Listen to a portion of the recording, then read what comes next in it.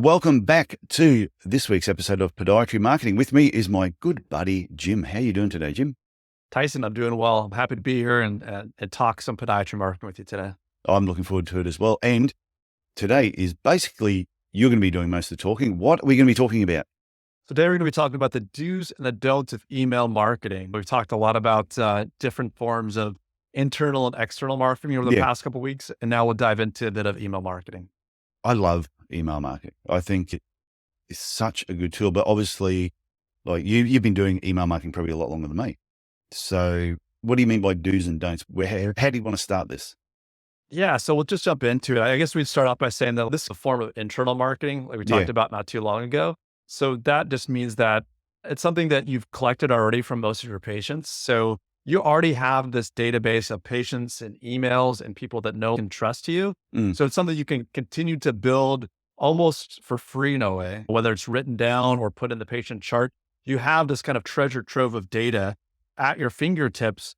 And some of the software that's involved with it isn't super expensive. It's not the email marketing tool or service. It's somewhere between $100 or $200 a month, maybe. So I think that's one really important thing to start off with. And as far as like connecting with your patients, you also, like we talked about, you own this data, right? Along with the patient's permission, instead of playing with Google or Facebook, who are getting more, I would say, more of a black box where they don't really want you to know too much about the person that you're either promoting your services to, or you don't really own your data when you're working with some of these other Web 2 platforms like Facebook, Google, and other things. So that's probably where I'd start off with before we jump into some specific do's and don'ts. I think one big mistake people make first off with email newsletters is not getting your patient's email address or asking for it.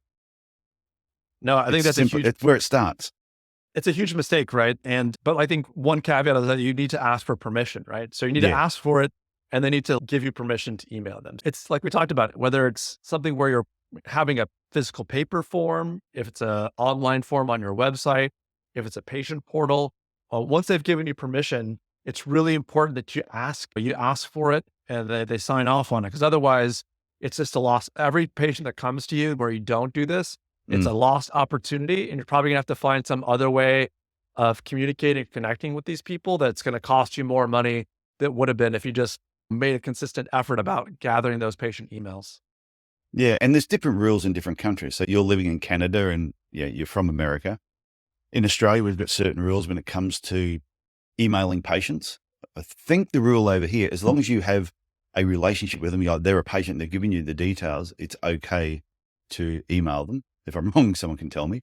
But I know in America, the rules are a little bit different, and UK, it could be different again. Yeah, there's a lot of different kind of a regulation and rules around emails, who you can send to, the kind of information you need to share on that email, and obviously offering an ability to unsubscribe if someone doesn't want to be there. That's the main thing, yeah. Yeah, so like I know in Canada, at least, there's what's called the CAN Spam Act. I'm trying to remember the name of it in the US, but that being said is that just like you don't want to receive emails from a bunch of companies or service providers you didn't ask for, it's never all right to go buy a list or cold email or just buy a list of emails with potential patients and just blast people with that. You're going to basically be damaging your brand as opposed to really building the brand of your clinic because people aren't expecting it. It's an interruption. You're lucky if they just delete it or ignore it and don't report you as spam. Because if you do get reported as spam, there's like these invisible grading or ways to, if it's being sent from your email domain name. So let's say it's proarchpodiatry.com that's sending out these emails, and they're basically being flagged in the background as being almost like a spam provider. The more people note it that it is spam, and it can really hurt your deliverability of your legitimate emails. If it's not you, if it's someone that's doing it on your behalf under your domain name, spamming people can be a really negative impact on your domain name and just your professional reputation in general. So don't spam, ask for permission. Also, it's important, like I talked about, make the unsubscribe very easy to see. We all know businesses or people that are sending out emails that hide it with a color of text. They hide it in the read more area of an email. Don't be that person. If you're working with a provider, let them know that you want to make it as easy as possible for somebody to unsubscribe if that's really what they want to do. don't hold these people hostage. It's just not, it's going to be, like I said, a negative user experience, and it could lead to like negative Google reviews, a lot of negativity in other places if you're just not upfront with people. Yeah, but especially when people go to join the Podiatry Business Owners Club group I set up on Facebook. When they join that, I ask for their email address. I get their email address, and I do. I add them to my newsletter. But it's really clear. If you want to unsubscribe, just unsubscribe. And majority, thankfully, do not. But the occasional person does unsubscribe. And I go, you silly bugger. You're missing out on so much goodness from me. But anyway, but obviously, they don't want to hear what I have to say in a newsletter. So is there, when it comes to newsletters, how often should people be doing it? Is there a do and don't with that as well? Yeah, it really depends on the theme of your newsletter. We could talk a little bit about content here. Yeah. Just one quick thing I wanted to add about the kind of rules and regulations, that you do need to make sure you put your physical address of your clinic on the emails, because that's just something that's important as far as the rules go. As far as like content creation and emails, generally for most clinics, I think something along the lines of monthly is like the standard, I would say. Yeah. And then maybe if you have a big clinic, if there's a lot of stuff going on, if you have the bandwidth, I don't think it's horrible to do it every 2 weeks, but generally for most clinics, I would say a monthly email is pretty good as far as a cadence for newsletters being sent out to your patients. Yeah, our podiatry clinic used to do it monthly, the first Wednesday of the month, at exactly the same time. And it was surprising, the patients that would come through and the articles they enjoyed the most were the ones that you least expected. And our recipe that we used to put in there every month in our rum reviews. So I had a friend called the Rum Wench, and she used to do rum reviews. It was my friend Nikki, actually. She was the Rum Wench. And anyway, so she would do these rum reviews, and we get patients come and go, oh, it was my husband's birthday. I got your newsletter. I read that rum review. I know he likes rum. I went and bought it. So yeah, it's quite funny. But the reason we did it the first Wednesday of every month is people were expecting it. We have, other than when we first did the newsletter, that you get people unsubscribed pretty early on. But once we were just consistently adding patients and getting their permission to add them, rarely we ever get anyone unsubscribed, because we weren't sending an email newsletter every day or every week. No, that's a huge opportunity. I think that's a good point, because you just don't want to be just sending it, weekly is going to just turn people off big time. Yeah. I was hesitant to even say every 2 weeks, because you really have to have some valuable offering. There has to be helpful content. I think you touched on a good point too, there is that there's different content you can provide in these newsletters. I think it is an opportunity to help educate your patients about all the care you provide in a very non-salesy way. Like we talked about previously, all the care that you want to provide, but even your established patients probably don't realize that. So having, and this is not, we're not talking about a long email. We're talking something more about in the lines of some small paragraphs with a link to a page on your website. So they are landing on your website and maybe spending more time on that website. I think you also bring up a good point, is that showing some personality, that's a really important component, as well as having that personality there. So you're not just something they're not looking forward to, or something they want to unsubscribe or even flag as spam that's so bad. So yeah, what I do now, if I was doing the newsletter now, because I'm into smoking meat, probably once a month, I would be showing a photo of what I smoked. The best thing of that. So if I show you this picture, they were my ribs that I did. There you go. And they were spectacular too. I think that's a really good point, is bringing your personality so people can go, oh, Jim likes to smoke meat, or, Jim's a bit of a boozer. But every now and then we mixed up the rum review, like leading up to Valentine's Day, for example, we may have done, or Mother's Day, a champagne review, because we knew that, okay, let's just tailor it towards that way. But also in our newsletters, we were able, depends probably on the program, but we could split certain things. So we get the males would get this newsletter, the newsletter that have this in it, and the females would get a slightly different one. Yeah, definitely tailor making it to your patient clientele can be a helpful thing if you have that bandwidth. Doing some A/B testing is something you can do as well, as far as like changing a headline. There's some software that will allow you to say ProArch Podiatry, #1 podiatrist in Cairns versus some other headline. There's different ways to test those things to see what really resonates with your audience. Utilizing not only the written content within the newsletter, but the headlines, the imagery. It's important. Yeah, for sure. I'm not talking about the name of the newsletter, are we? We're talking about the subject line that will If they just come see something through. that's boring in their inbox they have really no interest in clicking, you can at least get them to click by having something that's the headline or the subject line of that email can be pretty important. One of our best newsletter that got opened was one that was titled Bunions and Onions. In French, that's what they call it. I don't know if you knew that or not.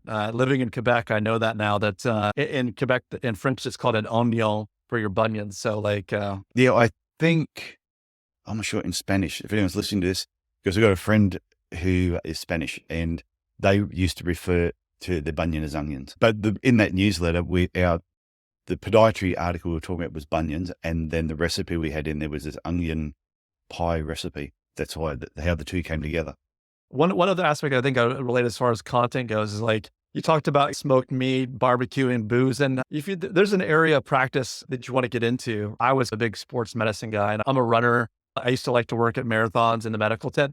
Those are great opportunities too, to put that into a newsletter. I ran the PT trained in North Marathon or something like that, and a picture of you running. It's a subtle clue to patients about who you are and also maybe what the type of patients you want to see in your practice. So those are just things you can do as far as content goes. And you're giving back to the community. If you're volunteering, especially like in Cairns, we have the Ironman event up here. There's a lot of running events, marathons. To be volunteering at those events and getting a photo of yourself volunteering sees that it's not always about money. You actually like to give back to the community at the same time. I think that's a huge opportunity there to really show that you're an engaged member of the community. It's not about just printing dollar bills or Bitcoin or Ethereum, whatever you charge your patients in. Yeah. But I think it is a huge opportunity to like just show that you are out there for the betterment of the health of the community. And I think this is a nice transition though too into what you don't want to do with the content. I think you do need to have your contact information visible. And I think it's okay somewhere within the body of that newsletter to have a button that says make an appointment or contact the clinic. I think that's totally fine.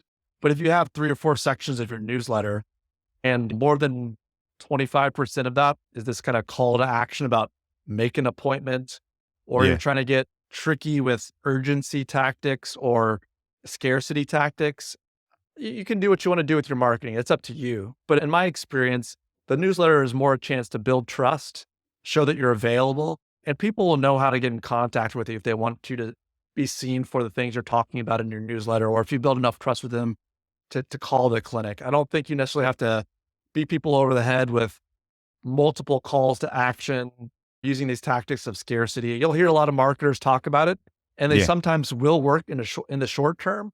But for people trying to build trust, build long-term businesses, it's really about more relationship building it is than really like just going in for an appointment wherever you can. So I think that's how I would say err on the side of kind of 80% information, helping people, that stuff. And if you want to make 20% a little bit of a plug or a call to action to make an appointment, totally fine. But just be wary of that ratio a little bit. Yeah, I have seen newsletters where it comes through and after every section is make an appointment, book here. And it does get a little bit repetitive. So what about adding testimonials to newsletter? Like in Australia, we can't use testimonials, but in other countries where you can, suggest that's a good idea to have a testimonial from a certain type of patient? No, I think that's a huge opportunity. I think there's some different ways to approach that, right? Depending on what kind of practice you have. Obviously, like you talked about, if there's a certain type of patient you want to treat and they say something nice about the way you treated them, or they mention, let's say you want to do surgery. Yeah. And they say Dr. Tyson Franklin is the greatest surgeon in Australia, or they have just high praise for the type of care. Oh, that's the rumor, isn't it? No, I know that things are a little bit different down under than they are in the US, but but having those really relevant patient testimonials, you don't want just Dr. McDonald was great. That's not bad. That's better than Dr. McDonald's horrible. I was going to say something else, but yeah, I'm glad you got in before me. Yeah, so am I. But I think you want to have it a little bit more specific to the type of patient you want to come see you, right? So if you can have something, if patients leave a nice paragraph, put that whole text in there so it really relates to the type of care you want to have come back to you. And like we talked about previously, it's pretty easy to talk about like how good we are, how we think we do great care, us like pumping ourselves up.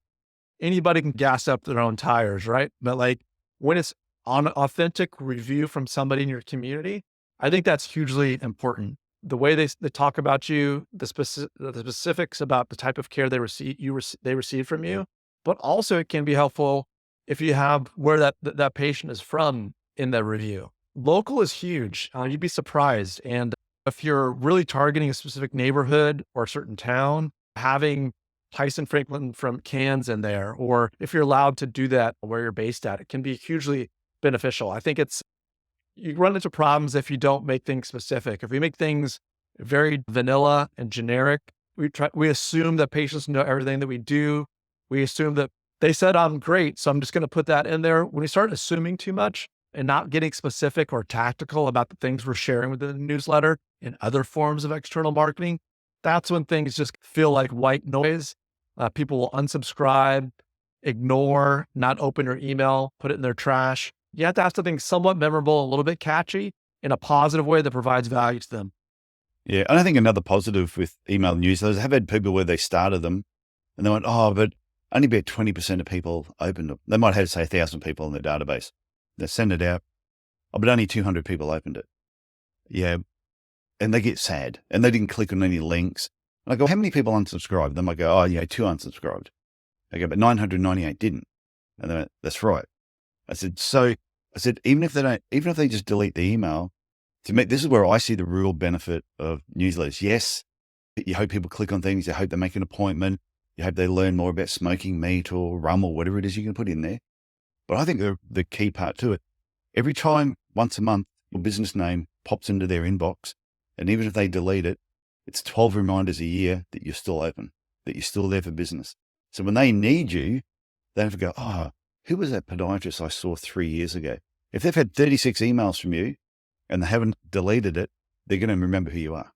Yeah, that top level awareness is really important and it can be understated. And like we talked about at the beginning of the podcast, this is something that it's not a tool where you're going to spend like $5,000 a month or even $1,000 a month. This is generally a tool that's going to be in the probably $200 range or so, depending on the size of the list and how often you're sending out messages. So keep that in mind. And like we talked about, you own this data as well. It's not like Google or Facebook own it in their black box where they're going to make you pay for it to get it out there. You own this. And if, let's say you have a bad email service provider, you take your list and you go to a different tool and you just keep on building it as you go. You don't get to do that same thing with Facebook and with Google. So I think that's do you have a certain, any programs that you recommend that people start using? Yeah, there's some different ones that are HIPAA compliant. I would say if you're sending out, we're talking mostly about these kind of monthly email blasts, things like MailChimp or Entrepreneur, or as long as you're not like collecting patient like medical information, you can use any service provider that's reasonable. Kind of MailChimp, Entrepreneur, ConvertKit is another one that I've used in the past. Yeah, I used when I had the clinic, and I still use it now. Campaign Monitor was the one that I used.